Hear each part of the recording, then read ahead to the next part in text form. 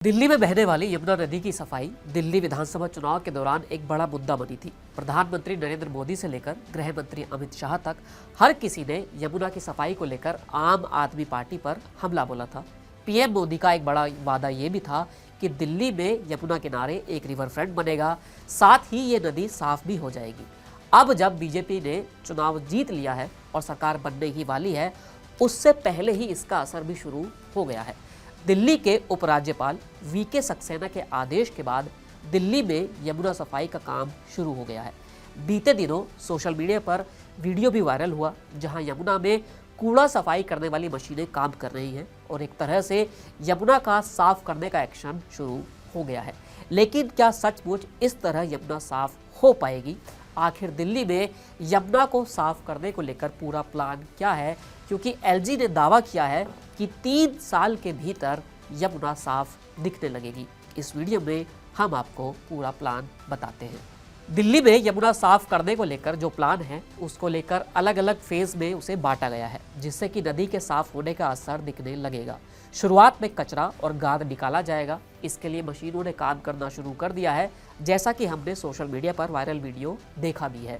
इसके अलावा नजफगढ़ नाले और सप्लीमेंट्री नाले समेत सभी बड़े नालों की सफाई शुरू होगी, क्योंकि दिल्ली में नाले से आने वाला गंदा पानी यमुना की गंदगी का एक बड़ा कारण है।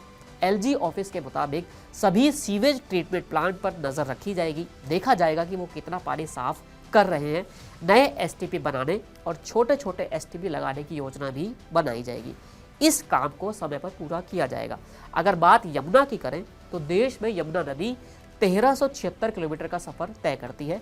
यमुनोत्री से बहते हुए ये नदी संगम में जाकर मिलती है। इसी बीच एक पड़ाव दिल्ली का भी आता है। यमुना नदी पल्ला गांव से दिल्ली में दाखिल होती है और जैतपुर तक कुल 52 किलोमीटर की दूरी तय करती है, यानी कि सबसे कम यानी कि 0.4% दिल्ली में ही ये सफर करती है। पल्ला से वजीराबाद तक 26 किलोमीटर के दायरे में कोई भी नाला नहीं आता है और यही वजह है कि यहाँ पर यमुना थोड़ा साफ दिखाई पड़ती है। लेकिन जब ये नदी वजीराबाद से आगे बढ़ती है तो इसकी गंदगी डराने वाली लगती है। नजफगढ़ से लेकर ओखला तक 26 नाले यमुना नदी में गिरते हैं। नजफगढ़ ड्रेन में दिल्ली के 10 सीवर ट्रीटमेंट प्लांट से ट्रीटमेंट किया गया पानी आकर मिल जाता है। जो हमारे घरों से निकलने वाले पानी होता है, वो सीवर के जरिए पंपिंग हाउस तक जाता है। इस पानी को सीवर ट्रीटमेंट प्लांट तक पहुंचाया जाता है।